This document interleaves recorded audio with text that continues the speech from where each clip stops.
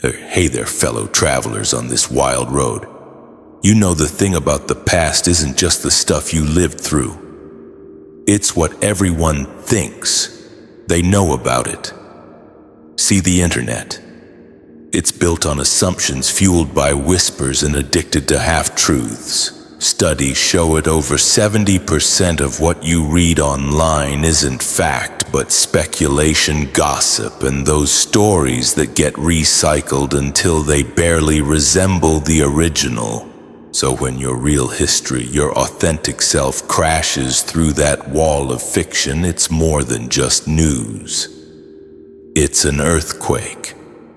The narrative people slap together about you crumbles, and suddenly those endless scrolling thumbs come to a dead stop. The funny thing, people eat up scandals and drama when it's someone else's life.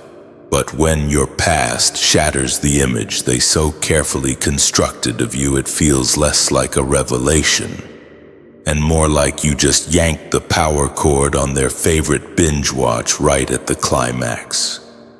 No warning, no resolution, just blank screen, and then uproar. This isn't just a reveal, it's a reckoning. Your past just sent shockwaves through the internet. But what really broke were those fragile minds still desperately clinging to a version of you that doesn't exist anymore. Think about this. You became living proof that labels are a lie. People waste their lives trying to shove others into neat little boxes, convinced those boxes are unbreakable. They call someone a failure, a dropout, a screw-up. Or on the flip side, a star, a genius, the chosen one. And then they assume that's the only story. What your reveal did was expose how temporary and flimsy those labels truly are. One minute the internet knew you. The next, you tore up the script and showed them a whole new character they weren't prepared for. And that's why it hit so hard. It wasn't just about you. It was about the lies they tell themselves about stability, permanence, and the illusion of control. Labels make people feel safe. When they think they know who you are, it soothes their own anxieties. If they can point and say, "That's the kind of person you are," it makes their world feel neater, simpler, easier to manage. But the moment your history surfaced, the world got messy again. Suddenly, everything they thought they knew was fragile, cracked, and irrelevant. The power wasn't in the information itself.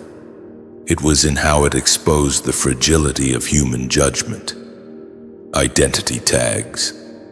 Celebrity, influencer, outcast, villain, saint.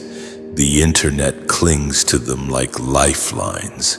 But when you showed you could shed one skin and reveal another, they didn't just lose their label for you. They lost confidence in the labels they wear themselves. If your identity could change so dramatically, then theirs could too. And that thought, that scares them to death. That's why it broke the internet. It wasn't just your past being exposed. It was the collapse of the illusion that words, labels, and categories are set in stone. You didn't just prove them wrong. You ripped away the security blanket of certainty and left them staring at the brutal truth. Labels don't define us. They expire the moment truth walks into the room. Another thing you exposed, how easily people fall in love with masks. Let's be real, the internet doesn't truly care about who you are. It cares about the performance of who you appear to be. People fall head over heels for images, personas, and illusions because they're so much easier to digest than the messy, complicated truth. When your past surfaced, it wasn't just a shock. It was devastating for some because it showed them how willingly they'd been applauding a mask while ignoring the person underneath. They weren't invested in you. They were addicted to the character you represented in their minds. And that's why the reveal cut so deep.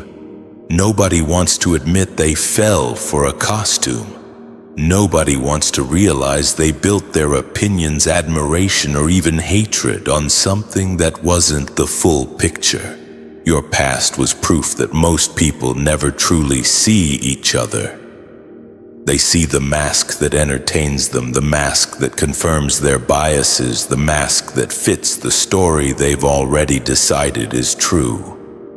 And when that mask cracks, they don't just lose you, they lose the comfortable illusion. That's why you saw so much shock, denial, and even outright anger. It wasn't about your past, it was about their pride. They couldn't accept they'd been fooled by the mask. So instead, they project the embarrassment back onto you. They scream, they criticize, they gossip because it's easier to attack you than face the truth that they invested in something that wasn't real. The internet thrives on masks because masks are predictable. But your reveal reminded everyone that reality is messy, layered, and full of contradictions. You didn't expose yourself as much as you exposed them. You revealed how quick people are to bow down to illusions while rejecting the raw humanity underneath. And that is what shattered them. The realization that their worship was misplaced and that the truth behind the mask was stronger, more complicated, and far less controllable than they ever imagined. And here's a hard truth: your old self was their comfort zone. They weren't really attached to you as a person. They were attached to the version of you they could understand, predict, and contain.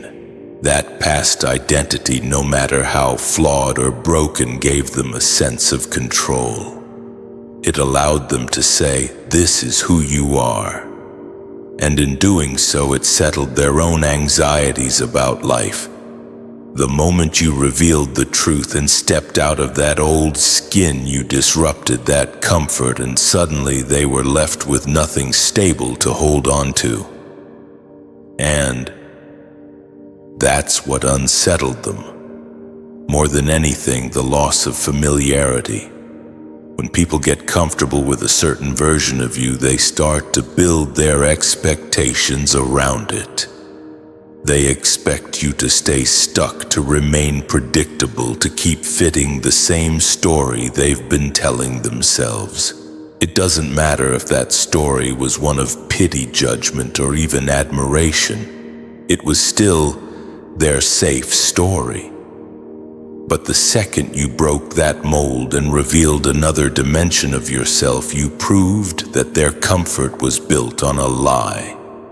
And nobody likes having their illusions ripped away that abruptly. It's not really about whether your past was good or bad. What shook them was that you had the audacity to evolve beyond it. People like to say they celebrate growth, but in reality they only celebrate growth when it doesn't threaten their assumptions, when it's controlled, when it's slow enough for them to adjust.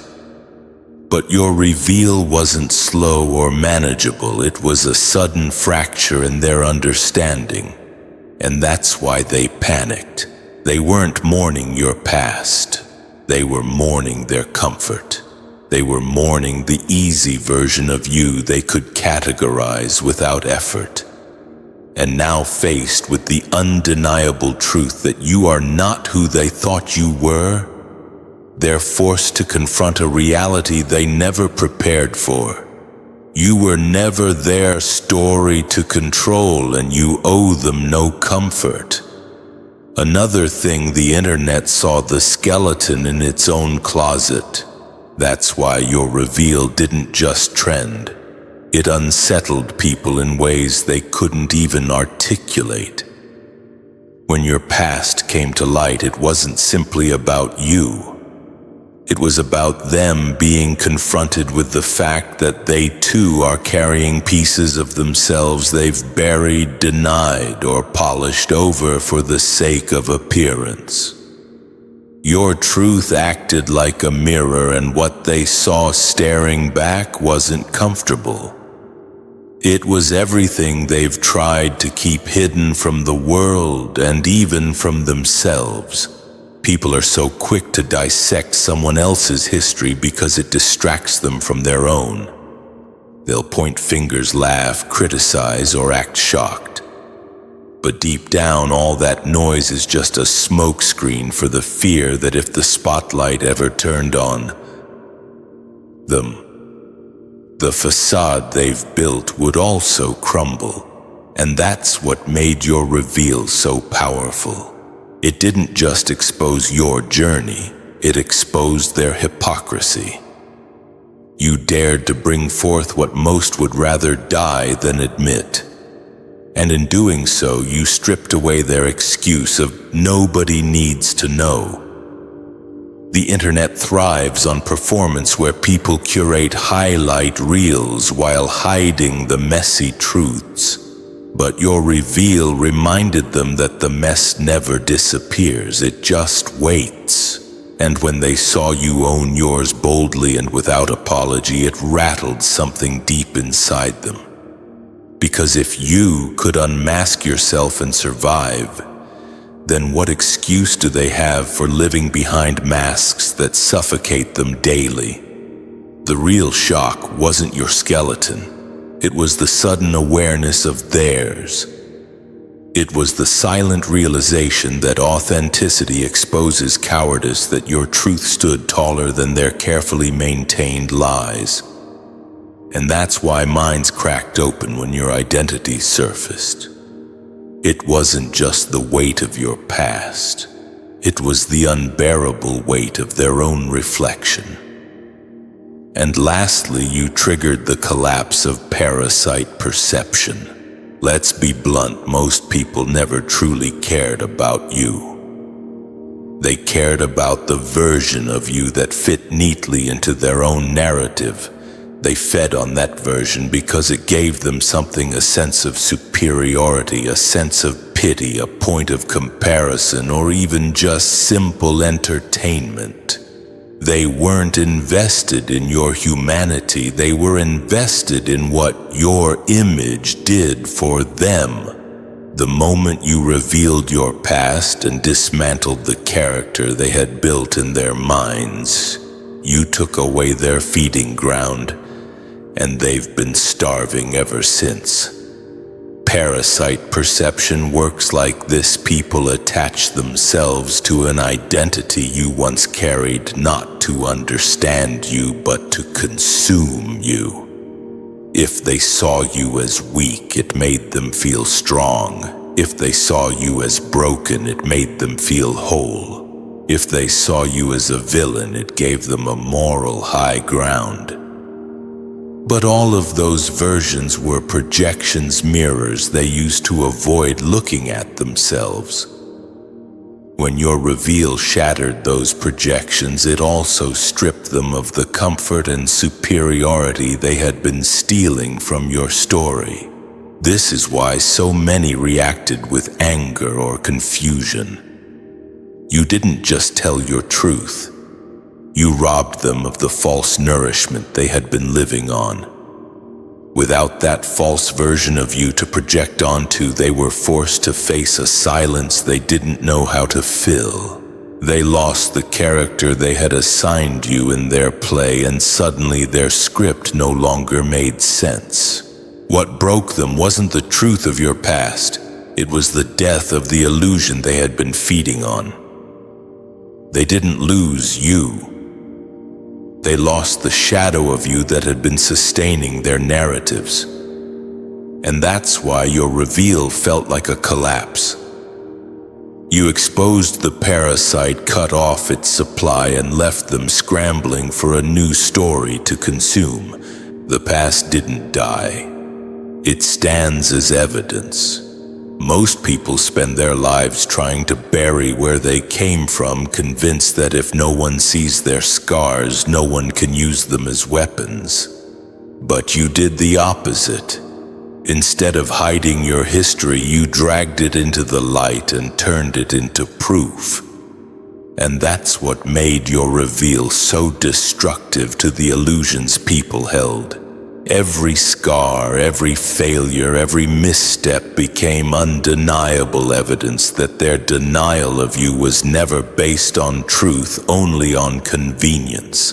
By weaponizing your past, you removed the power of shame. Shame only works in silence when people can pretend that their version of your story is the whole story. But when you lay the facts bare, the silence breaks, and suddenly the narrative is no longer theirs to control. Your reveal didn't just show who you used to be. It showed that you've carried those moments, learned from them, and turned them into ammunition. That's why it shattered minds. It left no room for dismissal. People wanted to believe that your past disqualified you.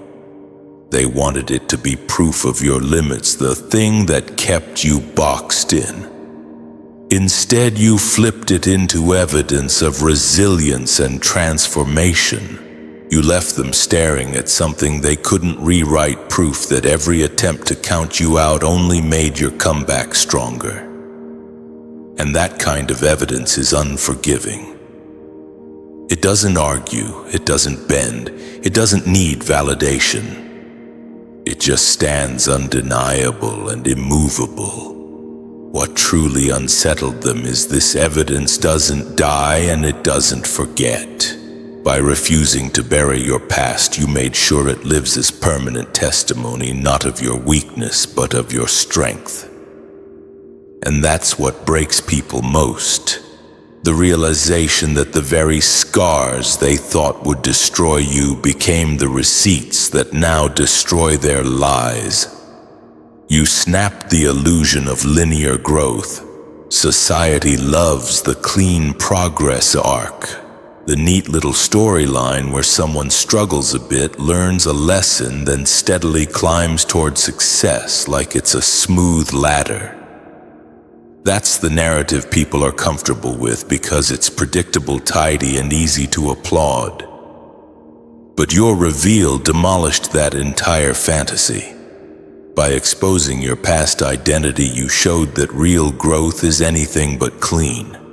It's jagged, messy, unpredictable, and more like a violent rebirth than a gentle rise. What unsettled people wasn't just your transformation. It was the way it violated their expectations of how growth is supposed to look. They wanted to believe that life moves in steps, each one higher than the last, with no detours, no regressions, no chaos. But your journey showed that growth often means breaking down completely before rebuilding, failing in public before rising in strength, dying to an old self before ever stepping into the new. It's not a line. It's a fracture, an explosion, a series of collapses and rebuilds that don't fit their comfortable narrative. This is why it shook them. By revealing your past, you erased the illusion of perfection. You proved that transformation isn't about polishing an image or pretending mistakes never happened. It's about burning through them, surviving them, and letting them carve out a new version of you. People don't want to face that reality because it demands honesty about their own lives. If growth isn't linear, then their own setbacks, failures, and hidden detours aren't disqualifications. They're part of the process. That truth terrifies them because it strips away their excuses. Your reveal made it impossible to keep worshiping the myth of steady progress. It showed that real elevation feels more like chaos than control, more like destruction than order. And in doing so, you shattered their fantasy and replaced it with something far more raw: growth as rebirth, not as a staircase. They thought they knew your ending. Long before your reveal, people had already decided how your story would close. In their minds, you were locked into a permanent role, whether as the failure who would never rise, the outsider who would never belong, or even the success story that would never go further than a certain ceiling. They wrote their own version of your obituary, stamped it as truth, and filed it away like your destiny was theirs to declare. That's why your reveal hit so violently. You didn't just show them more of your story, you interrupted theirs. You tore through the script they wrote for you and rewrote it mid-sentence. This is what unsettled them. You proved that people's conclusions about you don't matter. They had already wrapped up your life in their heads, believing they had the authority to decide your trajectory. They thought they had the ending figured out, and then you had the audacity to stand up, pull the pen out of their hands, and write a new chapter they never saw coming. That kind of disruption doesn't just shock people, it humiliates them. It shows them that they never knew you at all. The internet thrives on closure. People want to believe they can summarize you in a headline, a rumor, or a single version of your past. But your reveal denied them closure and forced them to face a harder truth. Your story is still alive, still unfolding, and completely outside their control. They hate that. They hate that the ending they celebrated, predicted, or mocked wasn't final. What broke them was the realization that you cannot be confined to their premature judgments. Your life isn't a finished manuscript, it's a living draft. And in one reveal, you reminded them that the story they wrote about you wasn't the truth. It was just their fantasy. Now they're left holding a broken obituary while you continue writing the chapters they swore would never exist. You showed them the price of authenticity. People love to preach about how much they value realness, but what they usually mean is a safe, digestible version of it. They admire vulnerability when it's wrapped neatly, when it doesn't unsettle their worldview, when it doesn't demand anything of them. But the moment authenticity comes crashing in raw and unapologetic, it costs them something: their assumptions, their comfort, and most importantly, their control. That's the moment admiration flips into panic. Your reveal exposed that double standard. When your past surfaced, it wasn't just honesty. It was disruptive honesty. It broke the rules of how people expect someone to present themselves online. Instead of curating, editing, or softening the edges, you threw the truth straight at them, and it stripped them of their ability to keep seeing you through the lens they were comfortable with. They couldn't hide behind their projections anymore. You dismantled them with nothing but reality. Authenticity is expensive because it forces others to face themselves. When you revealed your truth, you didn't just expose your story. You revealed the lies in theirs. Suddenly, all the illusions they were clinging to about what growth should look like, what people should hide, and what's acceptable to admit collapsed in front of them. And because they couldn't control the narrative anymore, they reacted with chaos.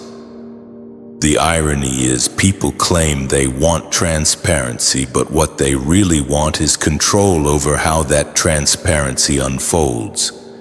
They want real as long as it's palatable, flattering, or staged in a way that entertains them. You showed them the real price, that authenticity is uncomfortable, uncontrollable, and often devastating to illusions.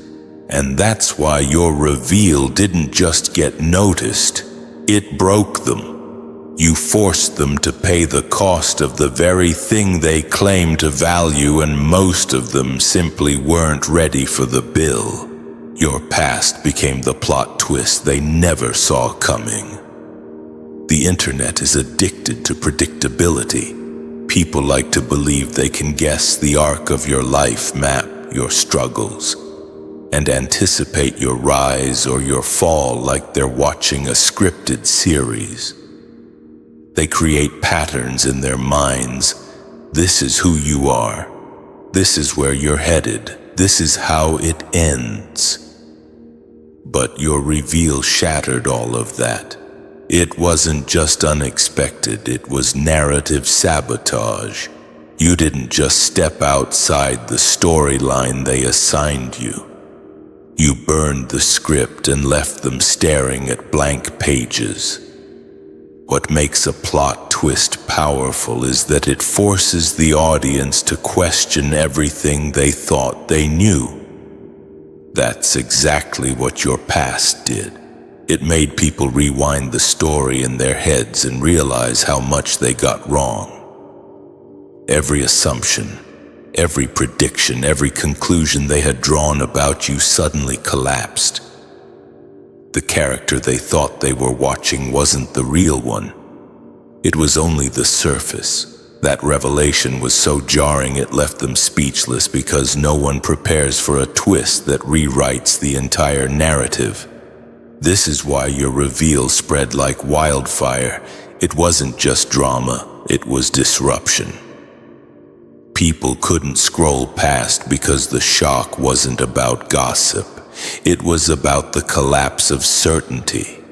They had to confront the fact that their version of you was never accurate, and that the real story was far more complex, layered, and dangerous than they imagined. In a world obsessed with controlling narratives, you took control in the boldest way possible by rewriting your own. That's why it rattled so deeply. You didn't just reveal a past, you hijacked the plot they thought belonged to them. And once a plot twist like that hits, nothing can ever go back to the way it was. You proved their opinions were built on sand. For years, people had been busy judging, mocking, or even idolizing a version of you that was never meant to last. They built entire narratives about your worth, your limits, and your destiny on an identity that was temporary. And when your reveal pulled that identity away, it exposed just how fragile their opinions really were.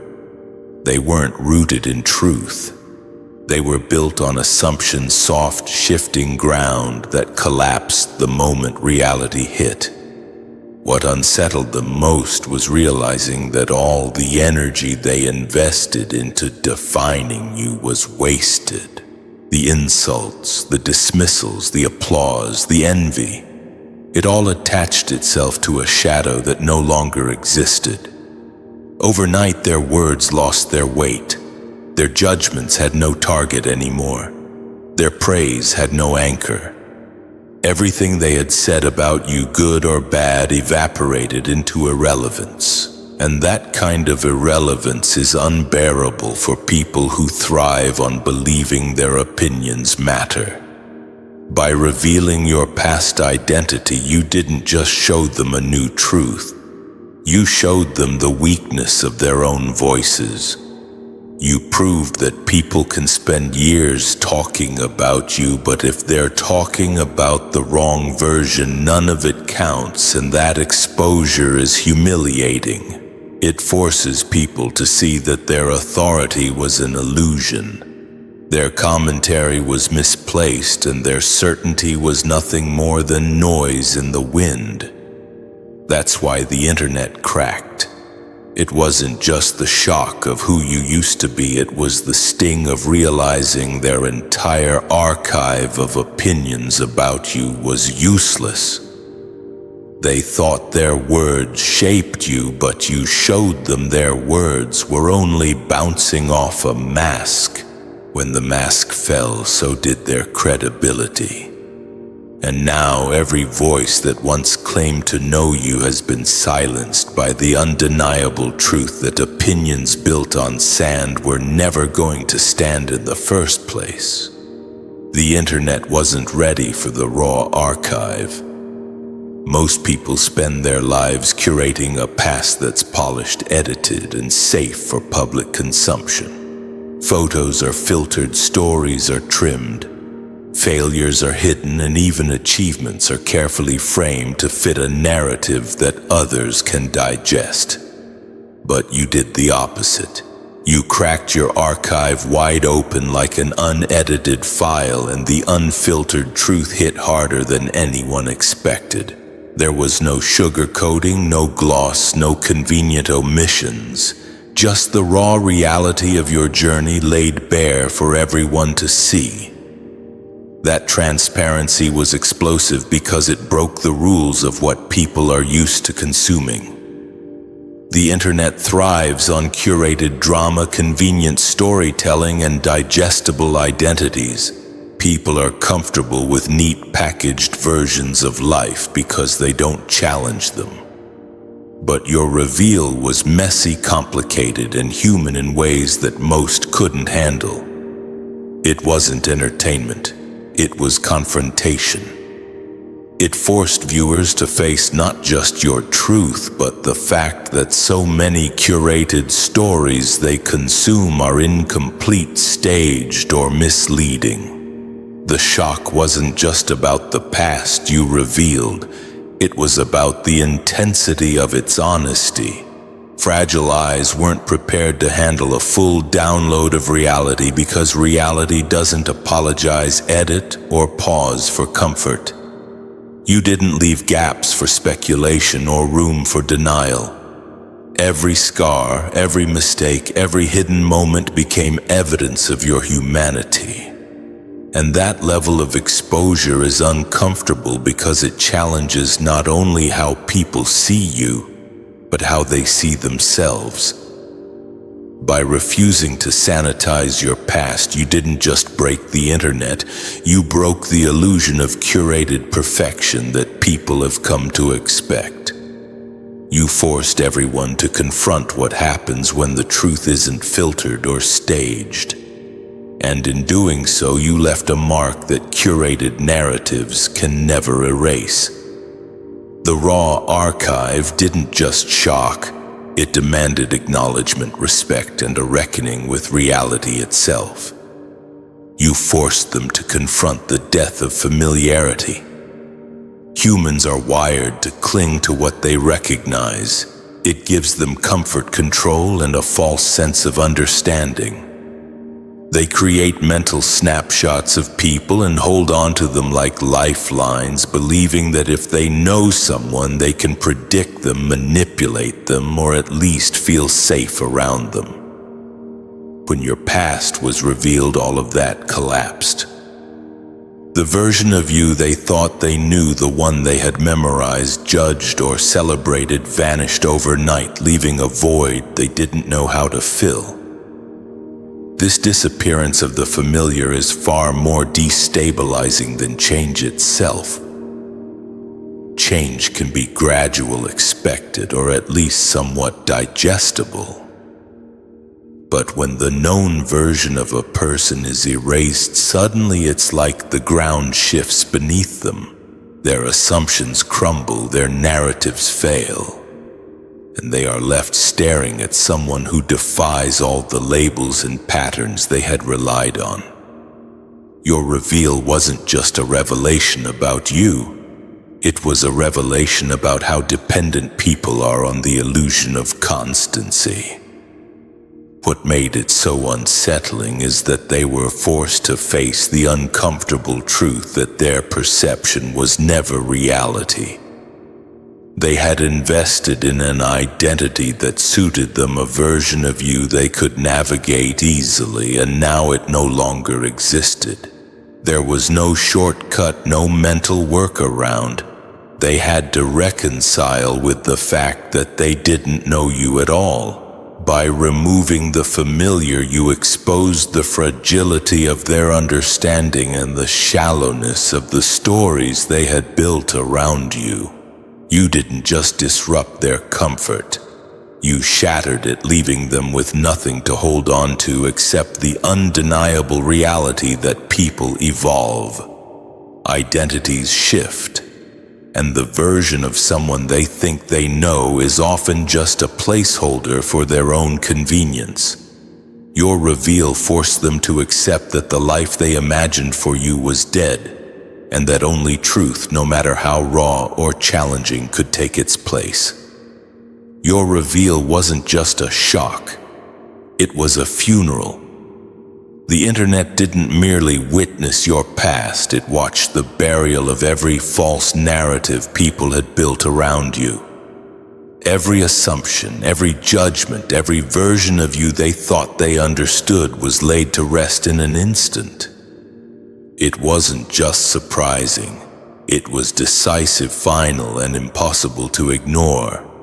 That's why it felt like a mass mindquake. People weren't reacting to the facts of your history alone. They were reacting to the collapse of the comfortable stories they had been clinging to for years. For so long, the internet thrives on predictability. Audiences assign roles. Critics carve reputations and admirers worship curated personas. Everyone thinks they have the right to summarize a life in a sentence or a headline. Your reveal refused that simplification. By showing your past unfiltered, you dismantled all the stories they had imposed on you. Each lie they told themselves about who you were and what you could or couldn't become was buried under the weight of undeniable truth. The funeral metaphor fits because people didn't just lose information, they lost illusions. They lost control over the narrative. They were forced to confront that the version of you they had invested in, celebrated, or condemned no longer existed. The closure they thought they had, the certainty they clung to, died, and watching it happen en masse online created the seismic impact. Minds rattled, egos bruised, and collective assumptions shattered. What made it so powerful is that funerals are public events. Your reveal was the ultimate public reckoning, and the audience couldn't look away. It left no space for denial, no room for reinterpretation, no hiding from reality. The past you revealed didn't just redefine your story. It buried the versions of you that everyone else thought they owned. And that's why it didn't just break the internet. It shook it to its foundations.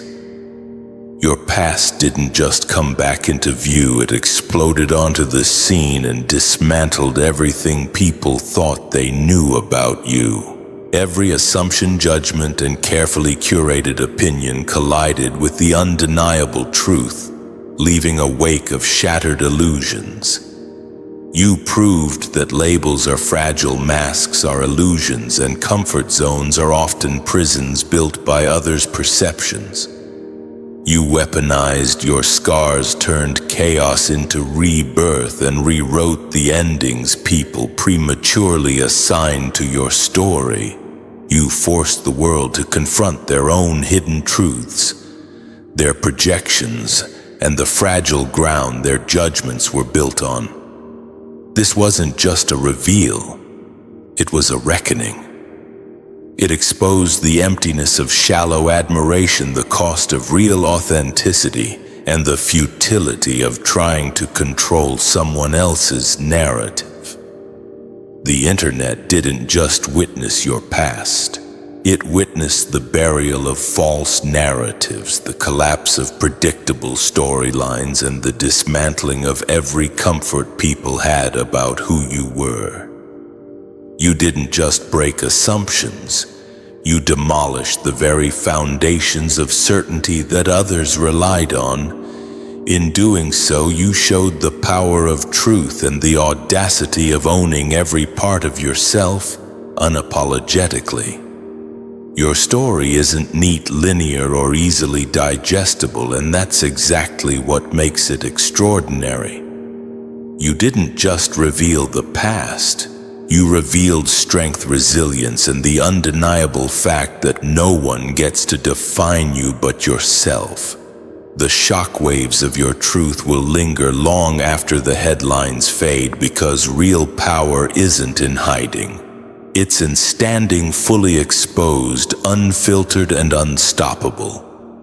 Your past broke the internet, yes, but more importantly, it broke their illusion, shattered their assumptions, and left them staring at a version of you they can never control. And that is the kind of revelation that doesn't just trend, it transforms.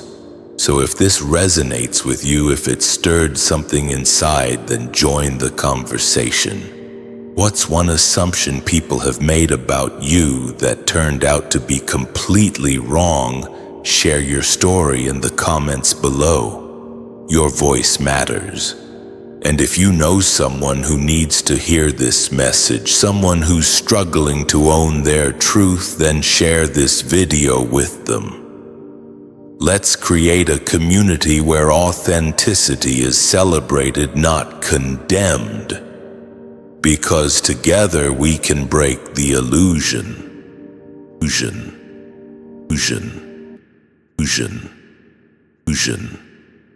Welcome the chosen few, those forged in the crucible of adversity.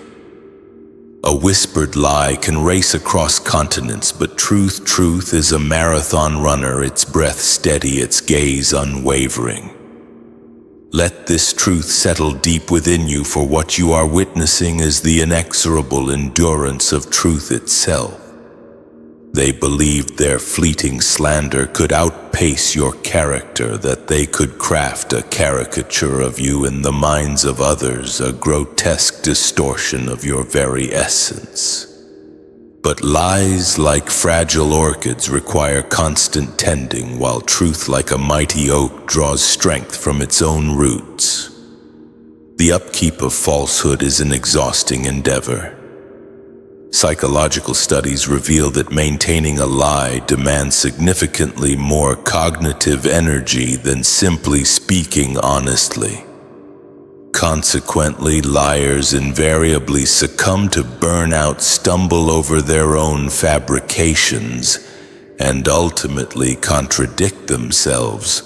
The very circle they sought to manipulate has begun to discern the pattern, to understand that if one among them, even the most innocent, can be subjected to such unwarranted aggression, then no one within that circle is truly immune. The wolf, once applauded for its cunning, now appears alarmingly ravenous. The irony is almost palpable. They boasted of exposing you. Yet it is their own inconsistencies, their own simmering bitterness, and their own twisted narratives that are being laid bare before the very audience they attempted to turn against you. It's akin to watching someone ignite their own dwelling in an attempt to harm you, only to discover too late that they remain trapped within the inferno. And life, with its sardonic humor, often orchestrates such scenarios. Isn't it a delicious twist that the very voices that once echoed their lies are now murmuring doubts against them? The chorus of laughter that accompanied the defamation of your name is now replaced by furtive glances directed at the liar, a silent interrogation hanging in the air. Wait a second, what else have they been fabricating? This is not merely a turn of the tables, it's a seismic shift. It's a violent upheaval. For when innocence is targeted, the universe in its intricate and unfathomable way ensures that the liar's own inner circle becomes the instrument of their downfall. Today we delve into the unvarnished reality of why their deceptions have not only backfired but have rebounded with a force that has left them reeling. And believe me, the unraveling is about to become exceptionally satisfying. One lies. Cultivate suspicion, not loyalty. Lies by their very nature erode trust and foster an atmosphere of suspicion, which is precisely why the architect of these falsehoods now observes their own coterie turning away, their hearts hardening. Initially, their pronouncements may have carried an air of conviction. Perhaps they delivered their lies with practiced ease, even conjuring a fabricated tear or reciting a carefully rehearsed narrative. People listened, nodded in agreement, and some were even swayed by the deception. But belief is ephemeral. It does not equate to genuine trust. Trust is painstakingly constructed over time, and lies inherently lacking a solid foundation cannot support it. The insidious aspect of lying is that it casts a permanent shadow.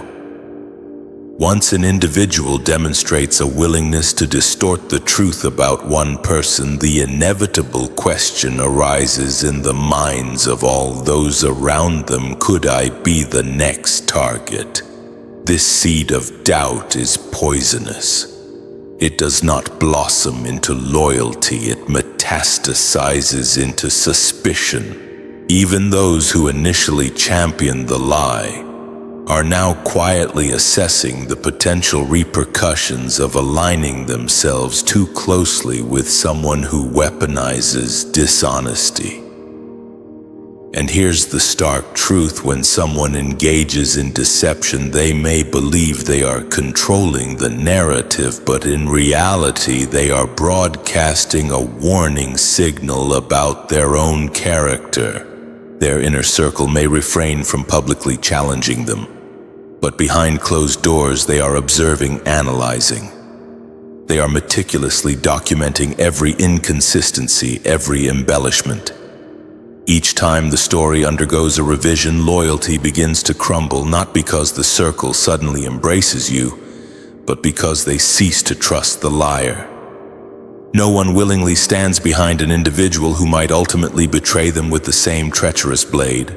The lie they propagated about you may have enjoyed a boisterous beginning, but its conclusion will inevitably be far less triumphant.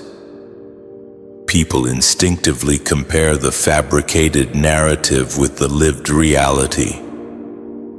They observe your actions, your character, your unwavering consistency, and the dissonance between the two becomes glaringly apparent.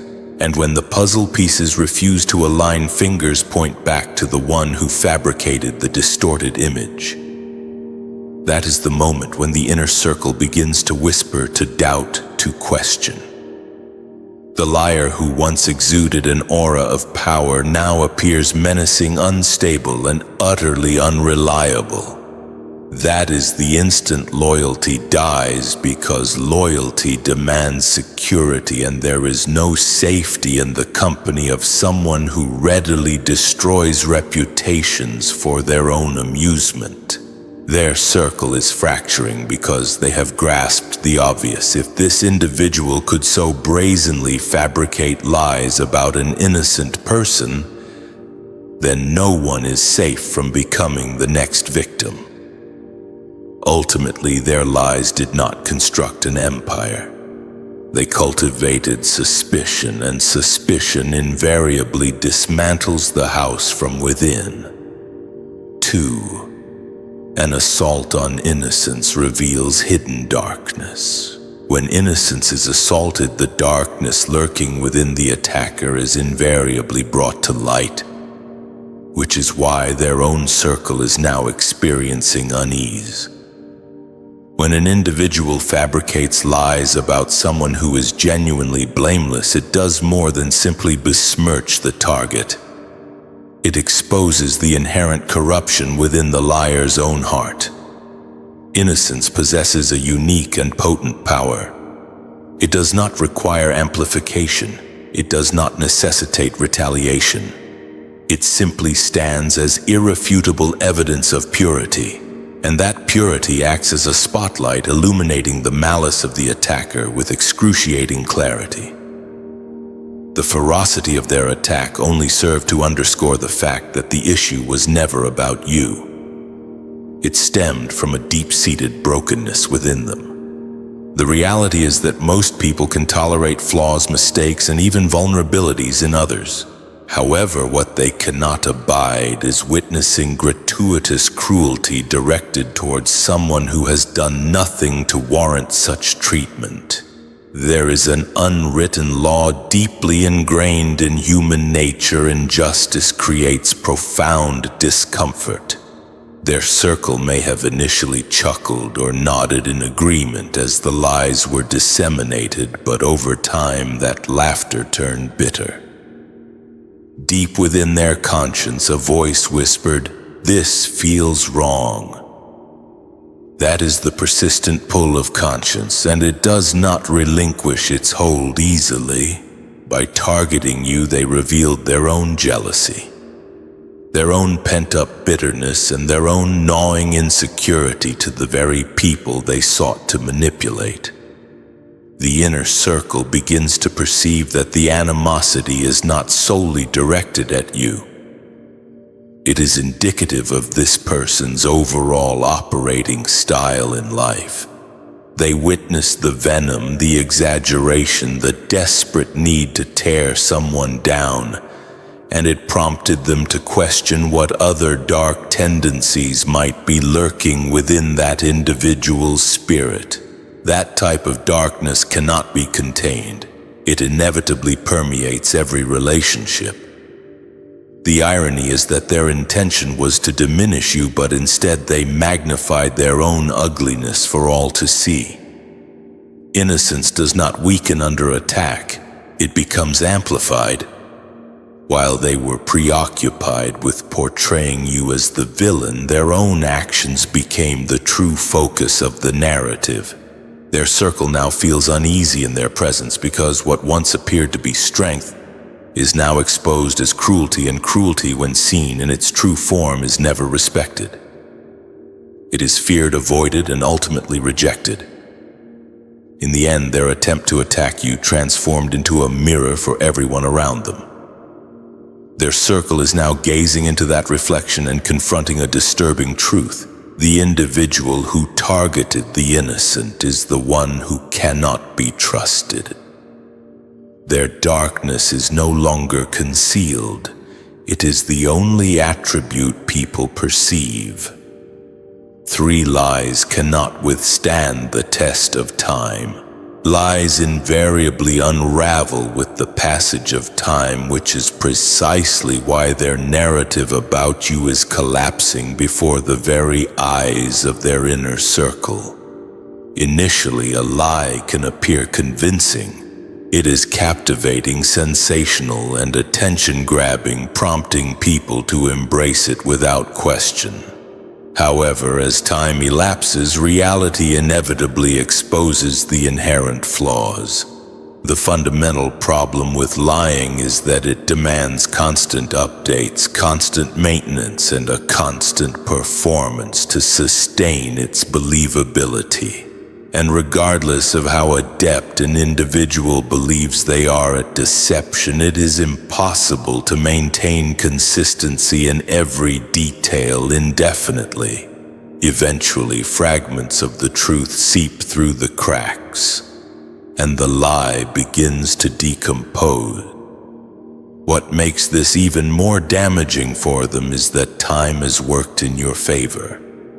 While they were expending their energy desperately trying to hold their fabricated story together, your consistent character has been quietly disproving their claims. Lies may initially spread rapidly, but they lack the staying power of truth. People begin to observe that your character has remained steadfast. Your actions do not align with the accusations leveled against you, and your spirit does not reflect the ugliness you were accused of embodying. This presents a significant problem for the liar because the longer time passes, the more difficult it becomes to rationalize why their story does not align with the reality others are witnessing and their circle takes notice. People are not as easily deceived as liars may believe. When someone incessantly defames the same individual, yet reality contradicts their claims, suspicion begins to grow. They begin to reevaluate past conversations, recalling details that seemed inconsistent. They recognize that the tone was invariably bitter, excessively exaggerated, and more driven by emotion than factual evidence. And once these questions begin to coalesce, it is only a matter of time before loyalty begins to erode. The fundamental truth about lies is that they have an expiration date. They may decompose slowly, but once they turn rancid, the stench becomes impossible to mask. Their circle is now detecting the foul odor of decay. They are realizing that what they were fed was never truth, but a carefully crafted performance intended to manipulate their emotions. And because truth requires no elaborate explanation while lies necessitate constant defense, the liar is now exhausted, cornered, and exposed.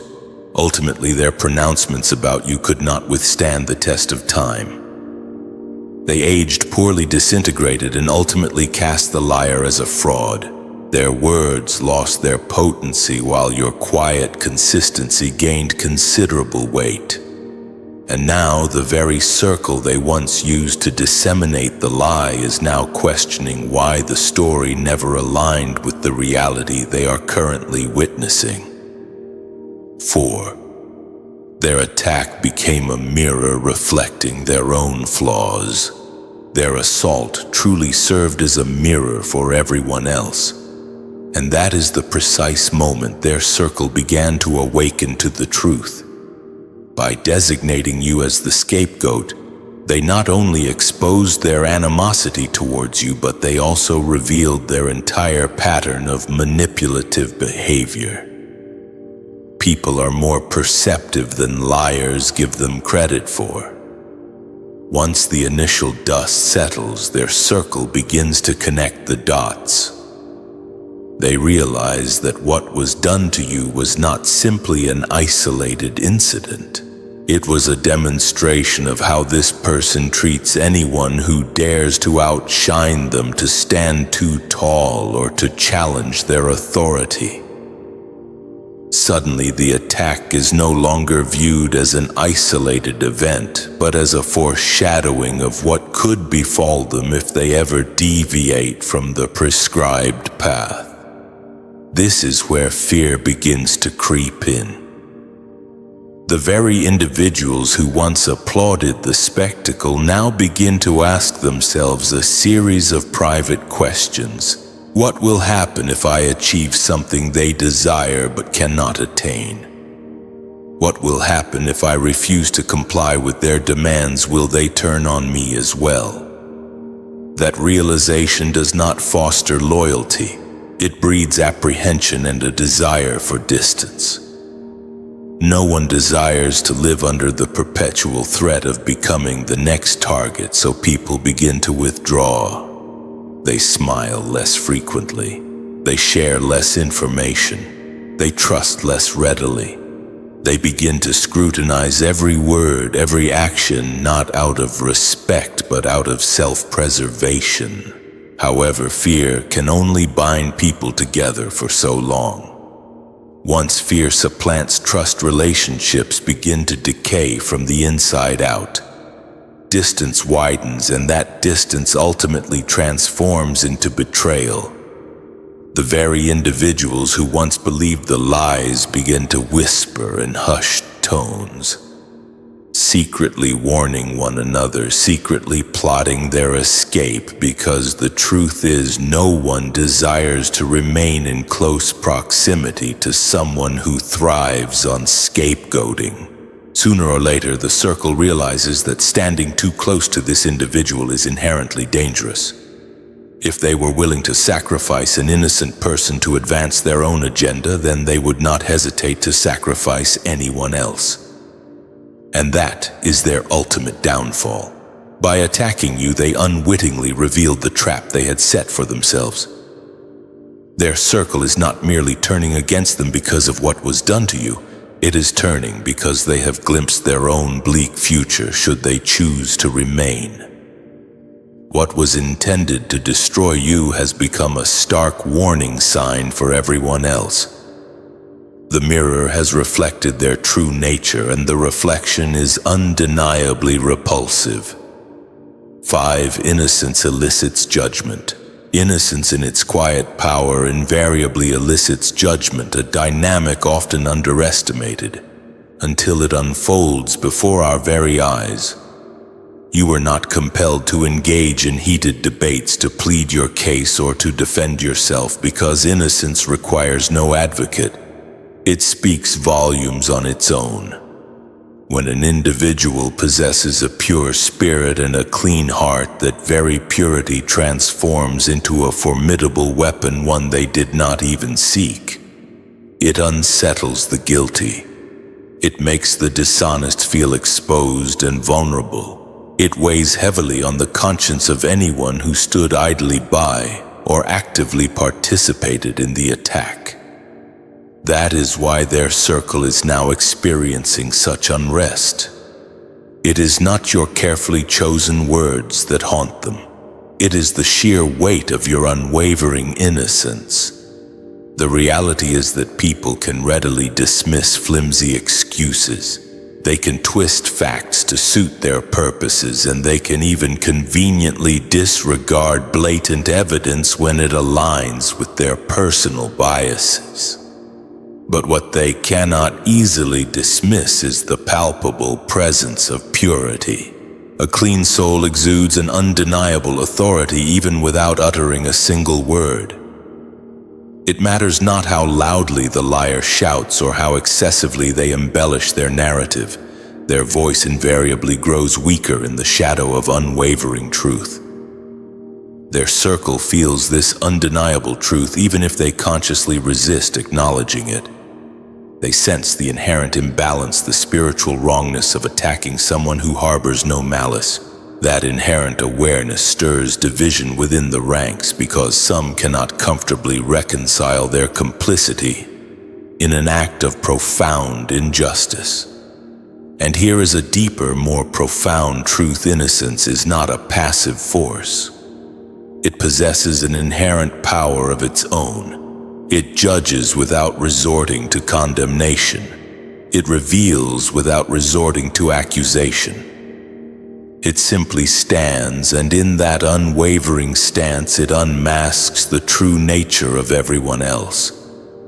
Their circle is now left to grapple with the weight of their own conscience, and the burden is crushing. Some experience intense feelings of guilt, others feel overwhelming shame, and still others are consumed by a pervasive fear because deep down they recognize that they sided with corruption against someone who was utterly blameless. That guilt does not simply dissipate, it festers and ultimately transforms into disunity.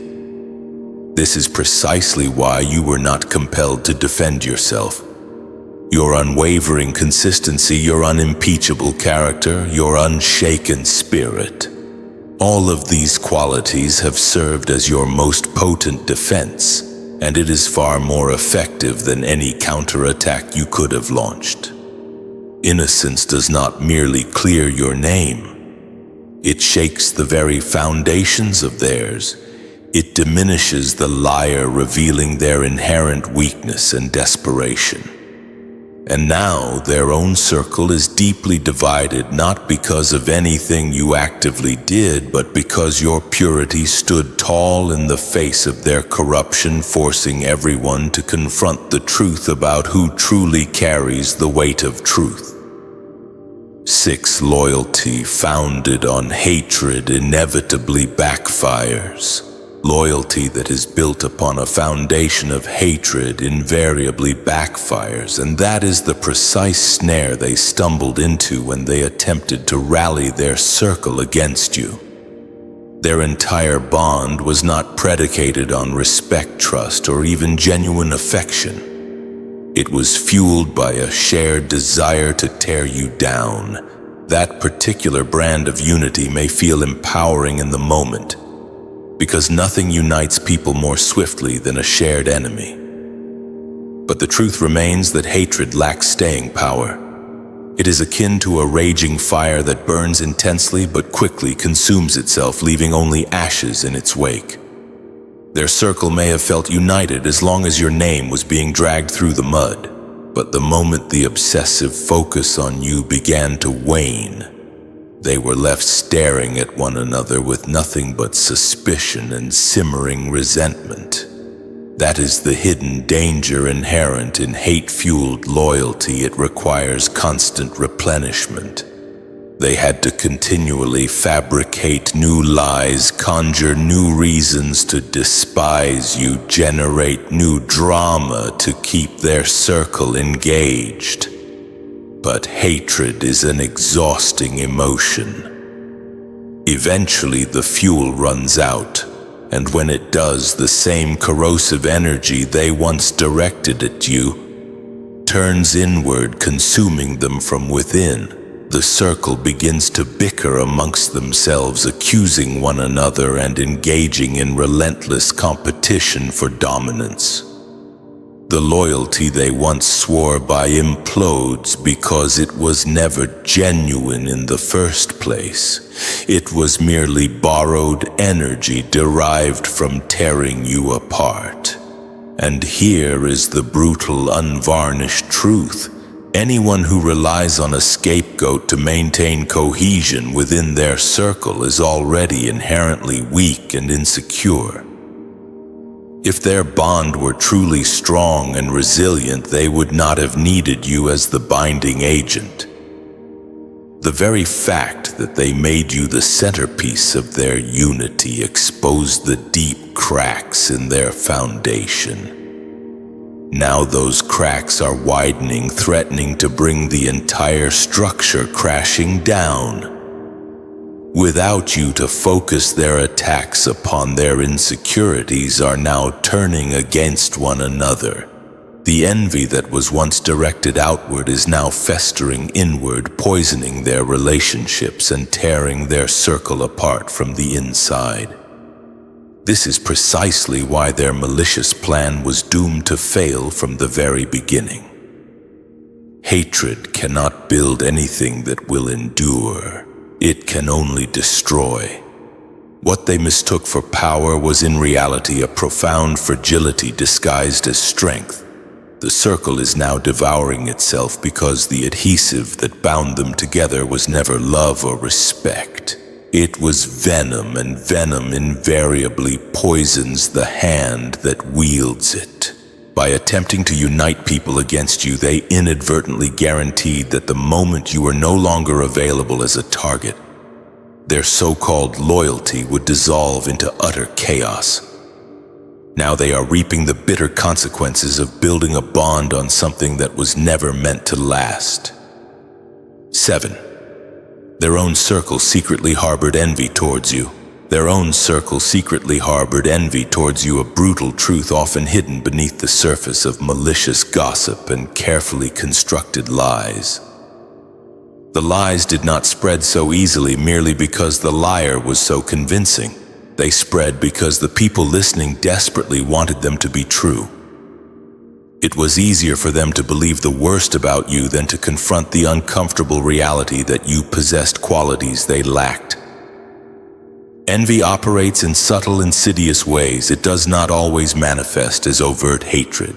Sometimes it disguises itself with false smiles, polite conversations, or even the deafening silence of those who claim to be neutral.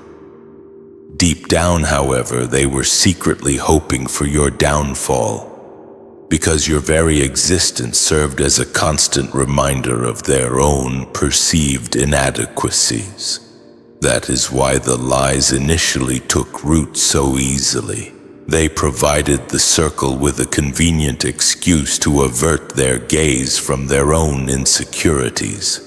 By clinging to the belief that you were not as pure, as gifted, or as strong as you appeared to be, they felt a little more comfortable with themselves.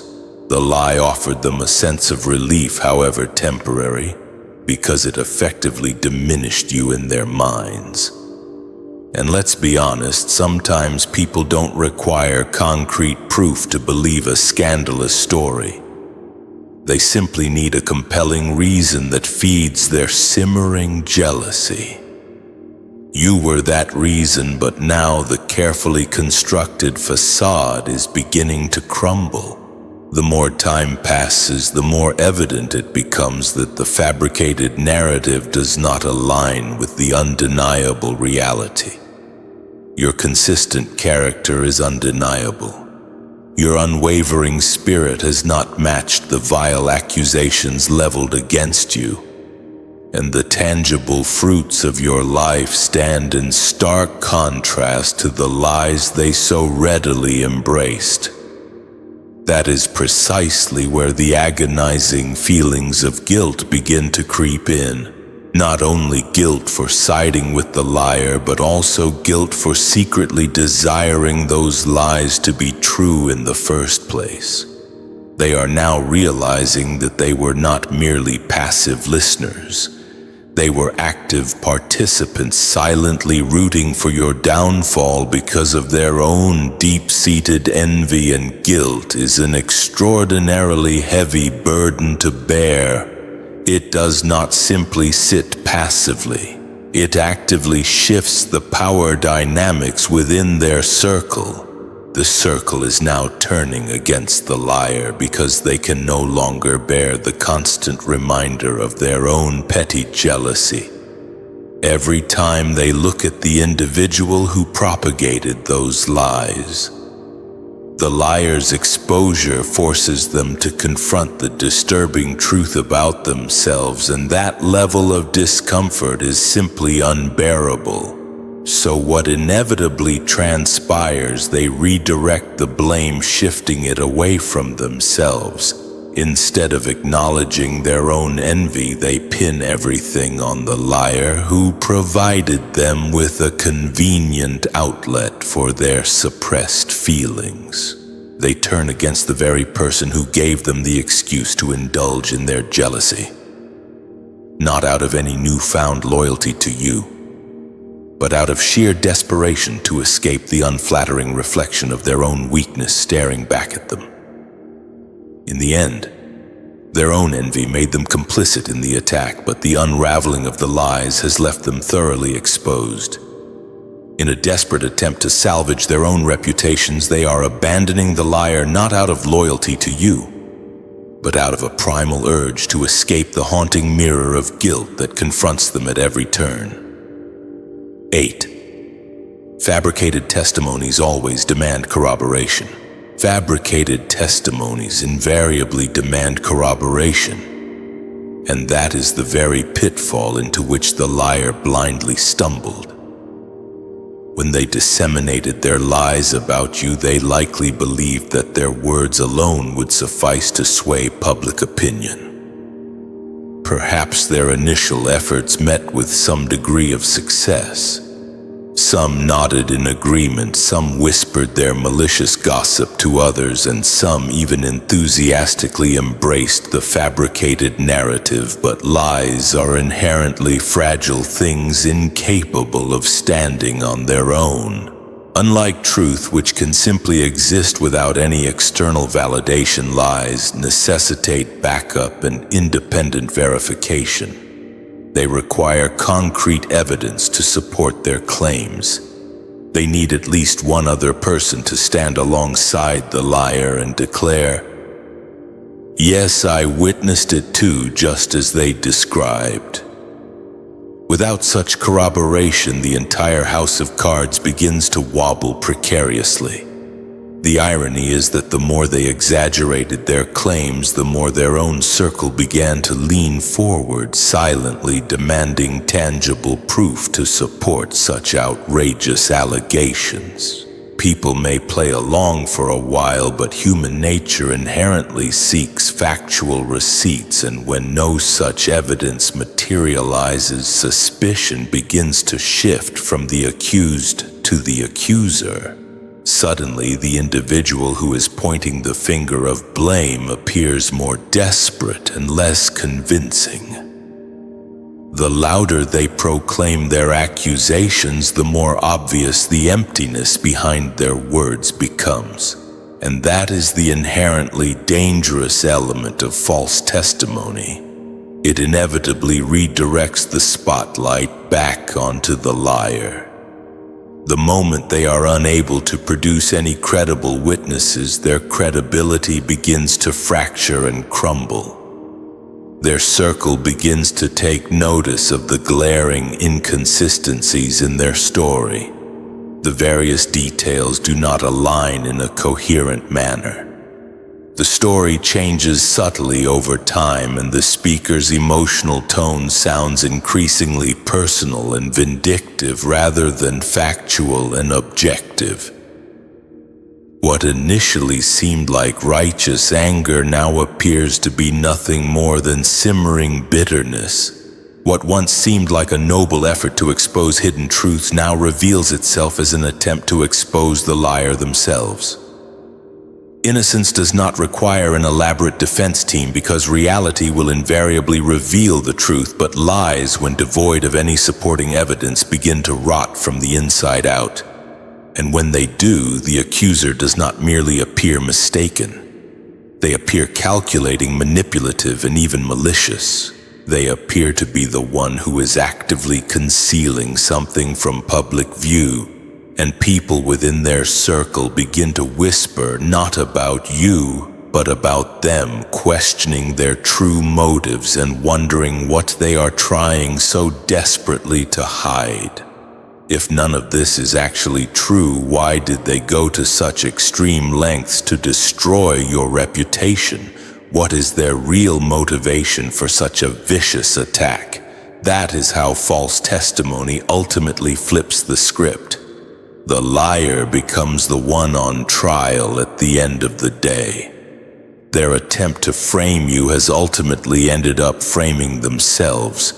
The conspicuous absence of any supporting evidence becomes its own kind of proof that envy, bitterness, and a calculated desire to manipulate others were the driving forces behind the entire smear campaign. So to bring it all together, remember, this truth has a way of surfacing even when buried beneath layers of deceit. What we've seen is that targeting someone's innocence ultimately backfires, revealing the darkness within the attacker and dismantling the very foundation of their lies. The principles of truth, authenticity, and consistent character will always win in the end. I truly hope this has offered you some insight, and maybe even a bit of encouragement. If anything resonated with you, or if you have your own experiences to share, I'd love to hear from you in the comments below. Let's start a conversation and support each other. And if you enjoyed this exploration of truth and resilience, be sure to subscribe so you don't miss out on future content. We'll be diving deeper into topics like this, and I'd love to have you along for the journey. Long for the journey, long for the journey, long for the journey, long for the... Welcome you who are marked. Every hand raised against the divinely appointed will ultimately grasp at shadows, mistaking fleeting power for true strength. Reflect on this. Psychological studies reveal that acts fueled by envy or malice often bypass reasoned foresight, fixating instead on immediate gratification. But consider the profound implication when these actions trespass into the spiritual realm. Their consequences transcend the individual, rippling through the tapestry of their lineage. This is where the narrative takes a chilling turn. They didn't merely wrong you, they violated something sacred, set apart, irrevocably sealed. And in that instant they inscribed their names on a contract of consequence, one that extends beyond their mortal existence. It perpetuates itself in their offspring, generation upon generation. The almost tragic irony lies in their misplaced confidence, believing they were simply asserting dominance over you. Some even reveled in their actions like bullies, assuming the game ends when their target breaks. But the divine does not share their amusement. Their entire circle has become the unwitting subject of a curse they themselves summoned. They envisioned building a legacy upon your ruin, yet they unknowingly constructed a generational trap, their names forever etched within its confines. And here is where your attention will be utterly captivated. The very weapons they wielded against you have become the blueprint for their family's enduring suffering. This is not mere happenstance, not fleeting karma. This is divine causality in its purest form, unyielding, irreversible, and utterly justified.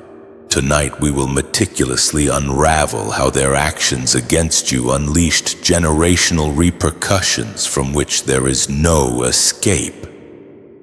First, they didn't just confront you, they defied a covenant. They erroneously perceived their actions as dealing with an individual. Yet they failed to perceive that your existence is inextricably linked to something far grander, a force beyond their comprehension. They crossed a line, violating a sacred agreement. This explains the pervasive curse enveloping their circle. When individuals challenge the chosen, they fail to grasp that they are interfering with a divine contract ratified long before they knew your name. Every chosen individual bears a spiritual mandate not open for negotiation. When they sought to humiliate, sabotage, or break you, they weren't merely opposing you. They were obstructing a plan already ordained by the divine. This is why their attacks backfired with such devastating force, for the divine is unwavering in its commitment to covenants. Once sealed, a thing becomes consecrated, and any violation invites consequence. Just as ancient monarchs sealed decrees with wax and a signet ring, your destiny bears the divine seal. Your life is adorned with spiritual signatures visible to those with eyes to see. Every attempt to break you was akin to defiling the seal of the ordainer. No divine seal can be mocked with impunity. Compounding the gravity of their actions is their arrogant blindness. They treated you as ordinary, as if they were free to slander, deceive, and conspire against you without retribution. They underestimated the sheer force of your divine protection. It is one thing to target an individual. It is an entirely different matter to tamper with the covenant attached to that individual's soul. That is the line they crossed unwittingly. Now the curse they activated doesn't just affect them, it permeates their entire circle. And here is a truth many resist hearing: divine justice extends beyond the individual, flowing through the veins of bloodlines. When they violate a covenant, their entire sphere suffers the repercussions. That is why their peace has evaporated. That is why doors remain firmly shut. That is why their children bear burdens they never solicited, because divine law is indifferent to sentimentality. It moves with unwavering precision. When they believed they were confronting you, they were in fact engaging with the divine itself, and that is a battle no one can ultimately win. They intruded into a conflict that was never theirs. Now their circle is cursed for touching what the divine has already sanctified. Second, they planted seeds of malice against you, but the harvest sprouted in their own dwelling. Every deed directed against you was a seed sown regardless of their awareness. Lies, gossip, manipulation, betrayal. These were not random acts of cruelty. Each action possesses spiritual weight, a seed planted in fertile ground, which invariably multiplies what it receives. This is the principle they disregarded. They assumed that by targeting you, the worst outcome would be your collapse, a loss of confidence, or complete surrender. They failed to account for the fact that the soil doesn't simply return what is sown. It amplifies it. Because their seeds were poisonous, the resulting harvest came back in forms they couldn't control or manage. They dug pits and their own families tumbled in. They spread falsehoods, but the resulting atmosphere of dishonesty now taints their own homes. They set traps for you, but the spirit of failure has woven itself into the fabric of their circle. This is divine law in operation. You cannot sow corruption and anticipate reaping peace. You cannot nurture hatred and expect to harvest love. The very earth is coded to multiply whatever it receives, and the divine ensures that the multiplication aligns with justice. That is why their circle is cursed. The malicious seeds sown against you did not wither away when they walked off or pretended nothing occurred. They grew. They spread. And the grim irony is that the multiplication didn't manifest in your life because you were shielded. It manifested in their own. It is as if they tried to bury you in weeds. But those weeds infiltrated their own garden, choking every attempt to build something of value. What makes it even more agonizing for them is that the curse didn't appear instantaneously. Seeds require time to mature. They presumed they had escaped unscathed because life seemed to proceed as usual. But the harvest is now upon them. Their relationships are crumbling.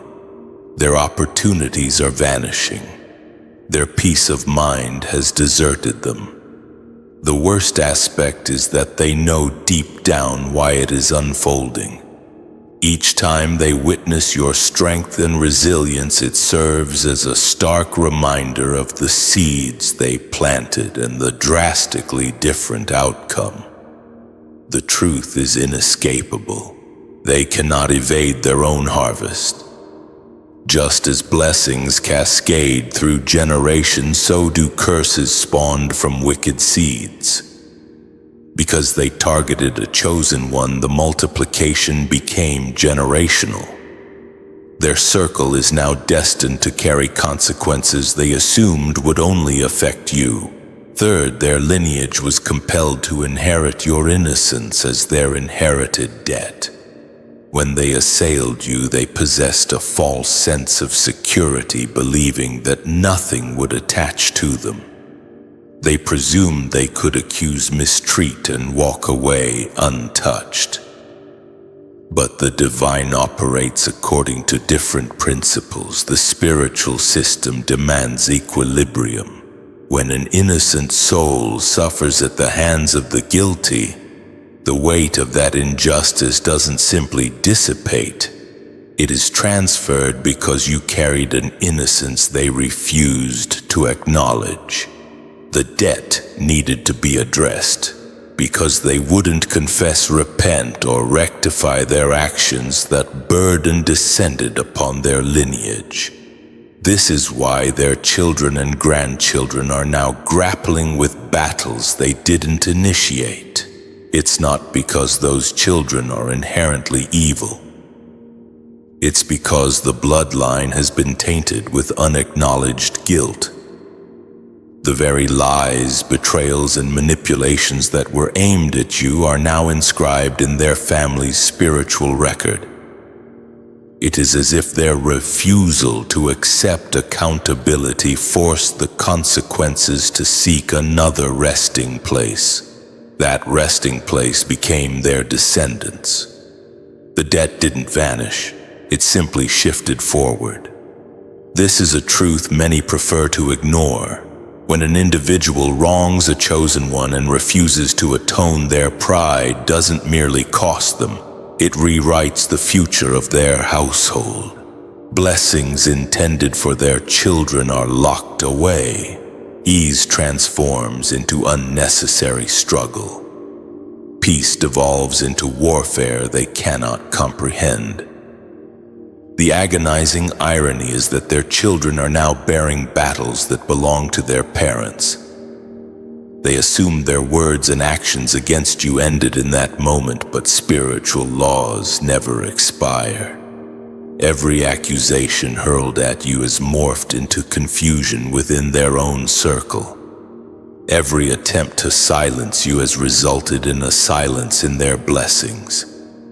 Every time they tried to break you, they unknowingly carved fissures into the foundation of their own house. The generational consequence is undeniable. Their descendants now carry a shadow they never consented to. This explains why the curse feels heavier with time, because innocence invariably demands compensation.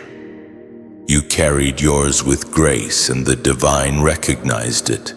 They denied it and the divine responded.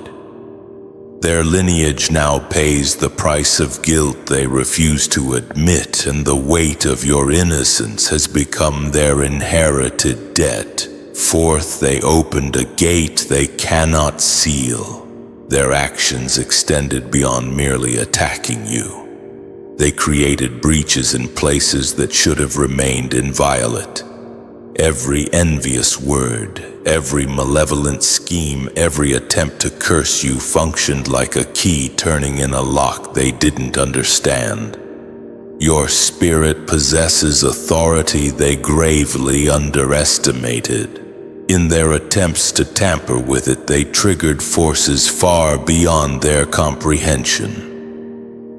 They believed they were focusing their energy on you, but in reality they were tearing holes in the hedge of protection surrounding their own lives. Now that gate is ajar, and whatever has crossed through it will not simply depart. The negativity, the chaos, the unrest they unleashed has established a presence within their circle. Problems that appear random or inexplicable are not coincidences. They are the ramifications of spiritual doors they themselves opened. The envy that fueled their actions became a key they didn't know they were turning. Each misstep, argument, or betrayal within their ranks now reflects what they initiated. The frightening aspect is its seemingly permanent nature. They attempted to manipulate forces they didn't understand, assuming they could control the outcome. Instead, they invited an entity into their lives that operates according to laws they cannot bend.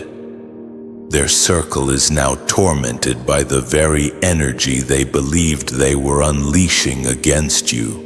Every sleepless night, every moment of tension, every unexplained failure is connected to that gate they forced open. It is not merely temporary discomfort, it is a lingering consequence that intensifies over time. Their attempts to close the gate with excuses, blame, or denial are destined to fail because spiritual law does not negotiate with ignorance.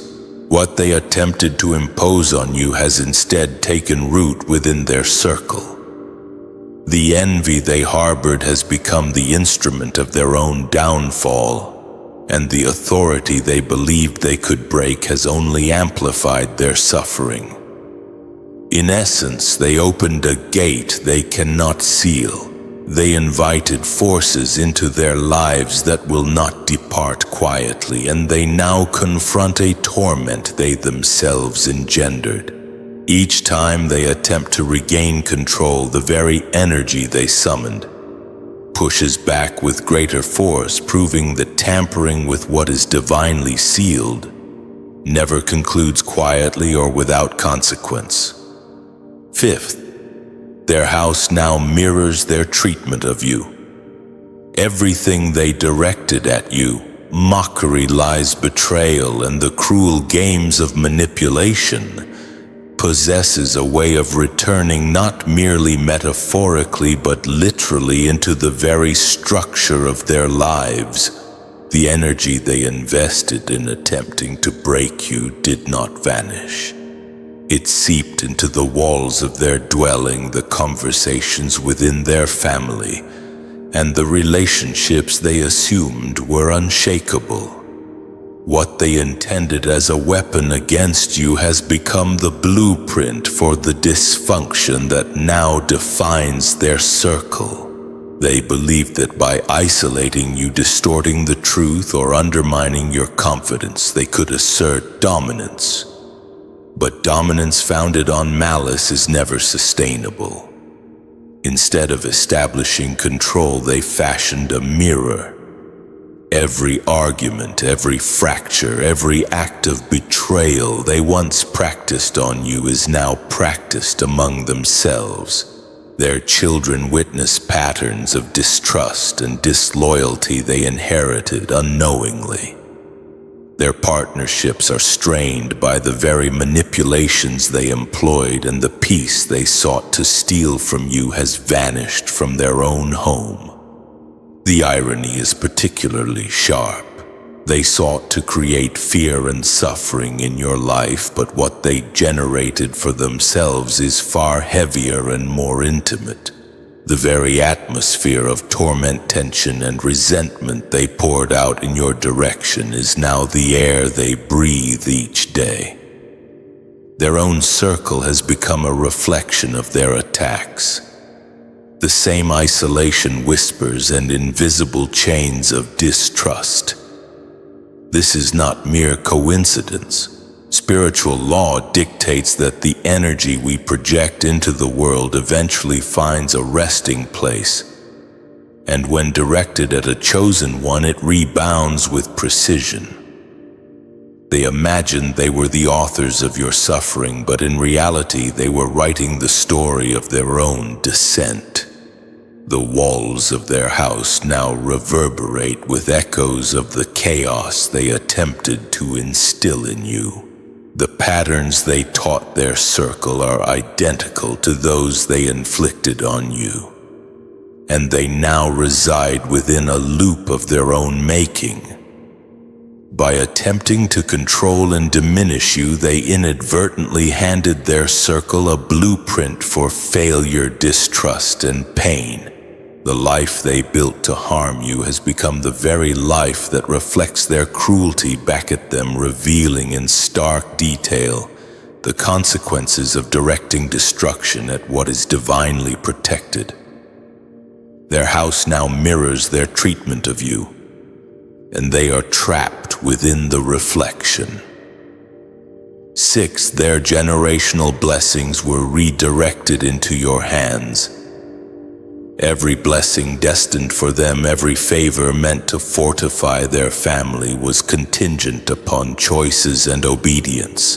By attacking you, by dishonoring the chosen, they unknowingly severed themselves from the very flow of that favor. Blessings are not random occurrences, they are assigned, guided, and safeguarded. The chosen possess authority and access to blessings that ordinary attempts at manipulation cannot touch. When they turned against you, they effectively removed themselves from that current of protection. They assumed they were targeting a single individual, but in reality they forfeited a connection to something far greater than themselves. Your absence in their lives extends beyond the physical or emotional realm. It is spiritual. There is no longer an intercessor, a chosen one to bridge the gap, no conduit through which divine favor naturally flows to their circle. Each door that closes for them, each opportunity that slips through their grasp, each unexplained struggle they endure reflects what they severed themselves from. They may attempt to project an image of normalcy, but the consequences are woven into the fabric of their daily existence.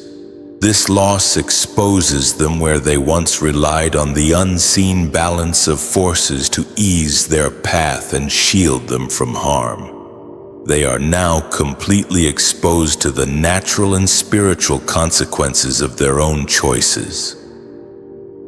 Please keep 80% of the main content, change the remaining 20% to make the essay better, more attractive, consistent with the main content, attract the audience because it is good, and increase the competitive factor compared to the original essay.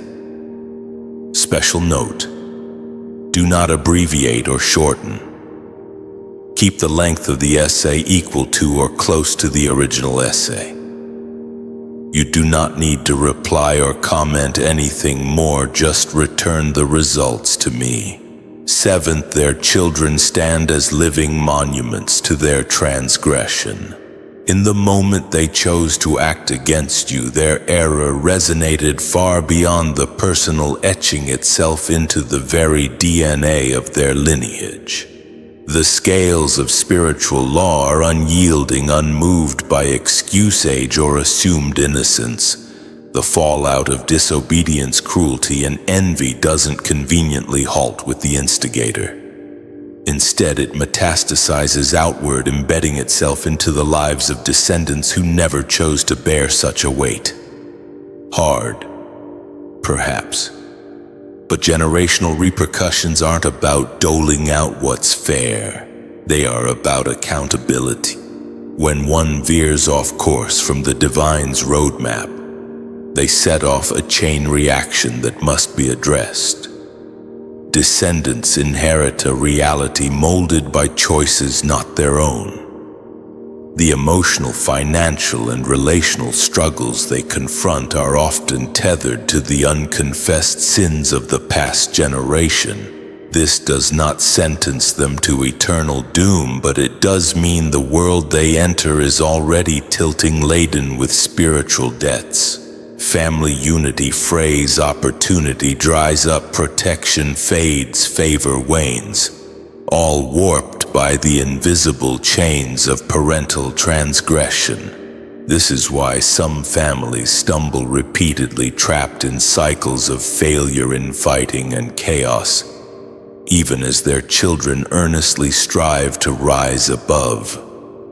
It's a bitter pill, but one laced with potent truth. These descendants become unwilling testaments to the cost of choices not their own, living mirrors reflecting decisions made long ago. Each hardship, each inexplicable setback, each simmering feud within their line becomes a silent yet undeniable monument to actions taken against you. These are not random strokes of fate. They are the predictable unfolding of spiritual law, a narrative inked invisibly yet undeniably across generations. By attacking you, they did more than wound themselves. They set in motion a precedent rippling through lifetimes. Their children now navigate the treacherous currents of a rebellion they never joined, learning firsthand that every deed casts a shadow, and every choice leaves an indelible mark. Their lineage has become a stark reminder of the consequences of disobedience, a constant echo. Once the divinely ordained is crossed, the vibrations don't simply fade. They surge forward, reshaping destinies long after the initial offense. Eighth, what they sought to extinguish in you has become the very voice that judges them. Every calculated attempt to silence you, each falsehood, smear, insult, and act of sabotage was intended to erase you, your presence, your voice, your very influence. They thought by drowning you out, by twisting the truth, they could reduce your life to insignificance, snuffing out your light with gossip, ridicule, and shame. But what they failed to foresee is that the tools they used to break you would become the instruments of their own exposure. Your survival, your unwavering resilience, and your undeniable progress now serve as a stark mirror reflecting their failures. With each rise, each seized opportunity, each hard-won recognition, your story speaks louder than any defense or explanation ever could. The world witnesses your ascendance, and in doing so, their actions are laid bare. Their lies have lost their power. Instead, they boomerang, becoming heavy with judgment. Your life has transformed into a living indictment of their miscalculations. There is a twisted irony in it all. They labored so diligently to write your story, to orchestrate your downfall, but you refused to play the part. The energy they invested in burying you has instead fueled a narrative that condemns them. Each success you achieve serves as a glaring reminder that they underestimated you, attempting to control forces beyond their grasp, and being outmaneuvered by the very life they sought to manipulate. Their inner circle sees it, feels it, and cannot escape it. The voice they sought to silence within you has become unstoppable, not by shouting, but by existing. Its mere presence exposes every deceitful word, every failed plan, every envious act. Your story, your triumph, your survival, it all whispers a quiet yet undeniable judgment against those who sought to undo you. They long to control your narrative, but it is your narrative that now controls them. The deepest truth of all is that nothing done in the shadows remains hidden. What they tried to erase has become the lens through which their failures are magnified. Your life doesn't just continue, it speaks. It judges. And each time they witness your progress, the reminder is inescapable. They tried to bury you, but now find themselves entombed within the very testimony of what they failed to destroy. Ninth, they didn't just lose you. They lost access to unearned favor. By turning against you, they gambled not just with personal ruin. They severed themselves from the channel of unearned favor intended to flow through your presence. Favor is not a random gift. It is a divinely appointed resource, guided, protected, and infused with purpose. The chosen carry an authority and access to blessings that cannot be touched by ordinary attempts at manipulation. By striking out at you, they effectively cut themselves off from this wellspring of protection. They may have thought their target was a single person, but their real loss was a connection to something vast, something divine. Your absence in their lives is more than simply physical or emotional. It's spiritual. No longer does an intercessor stand in the gap, no chosen one acting as a conduit through which divine favor can naturally flow to their circle. With each closed door, each missed opportunity, and each inexplicable struggle they endure, they glimpse the consequences of their choice. They may attempt to project an air of normalcy, but the ramifications are woven into the very fabric of their existence. This absence exposes them to the harsh realities they were once shielded from, leaving them vulnerable to both natural and spiritual consequences of their transgressions. Without the balance of unseen forces to smooth their path and mitigate harm, they are now fully accountable for their actions. 10th, a haunting reflection of their character now resides within their walls.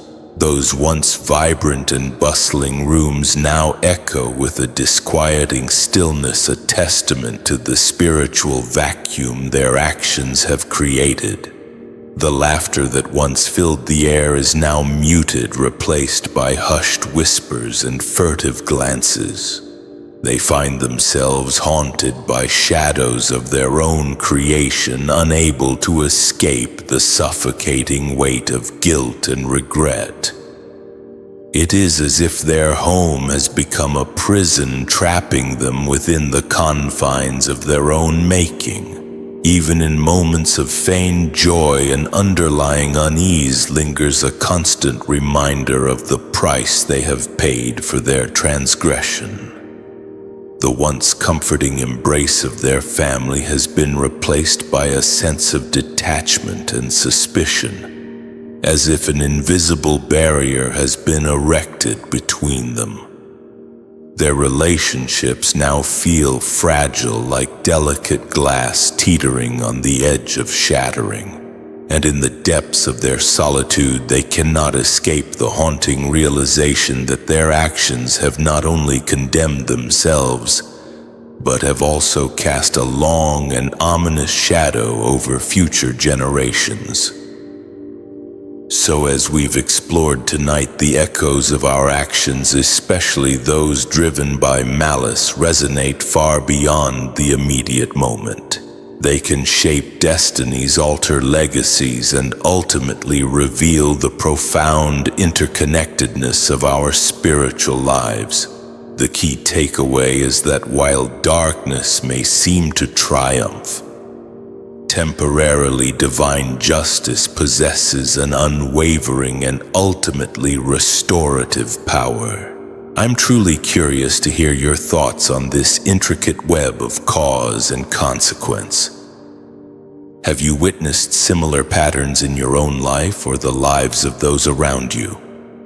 Please leave a comment below. Share your insights, ask any questions that might be stirring within you. Let's open up a meaningful dialogue and learn from each other's perspectives. And if this exploration resonated with you, if you're seeking to unravel more of life's mysteries and understand the deeper spiritual currents that shape our existence, then please subscribe to the channel. By doing so, you'll ensure you don't miss any future videos as we continue to delve into these fascinating and transformative topics together. Together.